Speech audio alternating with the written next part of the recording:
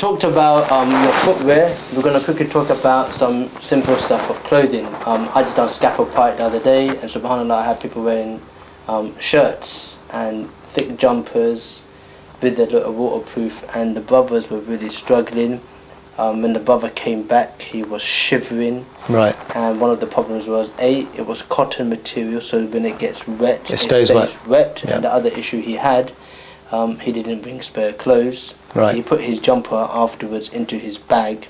Okay. His bag, he didn't have the cover on top of it. So it got wet. So his jumper got wet, so I had to lend him some clothes. So let's talk really the importance of the basic clothing and its material. Some very, very useful tips. Very easy to do. Okay, first of all, make sure you've got a nice backpack. Okay, so the backpack has shoulder straps, and it has one that goes around your waist as well. Okay, if you don't have a rain cover, all you do is you get a bin bag. You put the bin bag into the backpack, and you put all your belongings into the bin bag. Keeps everything dry. Okay, first tip. Second tip, don't take big thick jumpers with you. Okay, the best thing you can do is buy a base layer, bottoms, for your legs or for your torso, a top. Base layer, meaning polyester. They're dry, or they're called dry wick. Quick dry. Or quick dry. Yeah. Very, very. They don't cost a lot of money. They're about maybe £5 or £7, something like that, for a top. So if they get wet, they're dry within 15 minutes, half an hour tops. Yeah. If you end up falling into a river, 45 minutes, an hour later, they'll be dry. Or if you decide to go for a swim, they'll be dry in no time. Absolutely brilliant. So put one of those on. Second thing is, instead of shirts or cotton materials, like big heavy jumpers and things like that, you can take cotton materials with you, but on top of your base layer, what you do is you take maybe 2 or 3 t-shirts with you, or long sleeve, maybe 2 t-shirts and 1 long sleeve top, cotton top, as well as your base layer. And the reason why you do that is when you're climbing up a mountain, there will be periods of time where you need to stop, where you need to relax, take a break. Your body temperature is going to go up and down.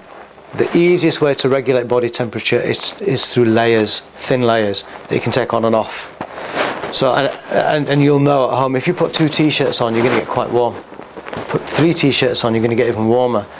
Take 1 off, take 2 off, you only got 1 t-shirt, your body starts to cool down. Could there be a disadvantage when you are walking? You've got your base top like this as an example. You are going to get hot really quickly as you start to walk. With those extra 2 t-shirts be a problem, or is it better just to take them off? So as you feel yourself getting hotter, stop, take your jacket off or whatever you've got on, and take your t-shirt off. Okay.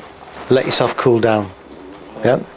Another way of regulating body temperature even more quickly is your hands.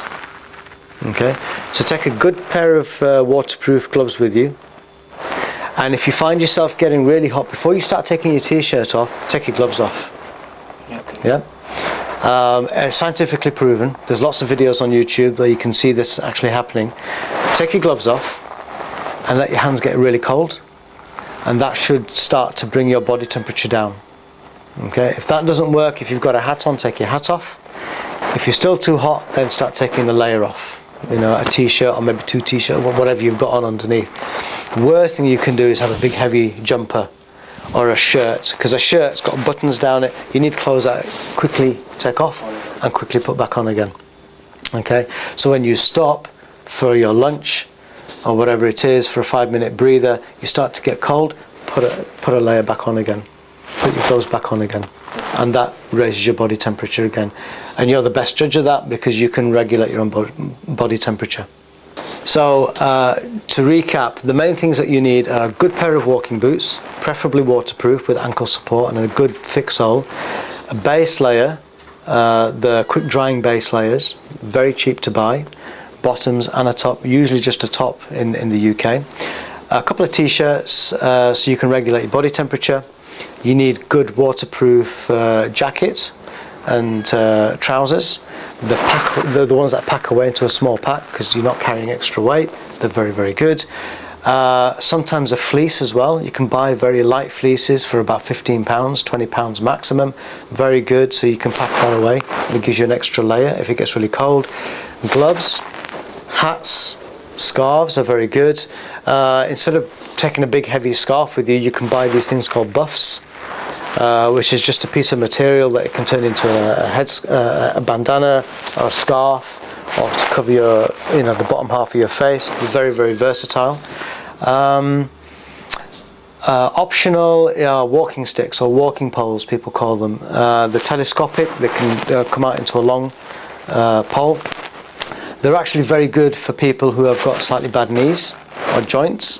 It takes a lot of weight off. Yeah, extra support. And it's also good if it's a very windy day to balance you as well when you're on a mountainside, because sometimes the wind can kind of like whip you off your feet, or kind of make you stagger a little bit. So the walking poles give you that extra balance.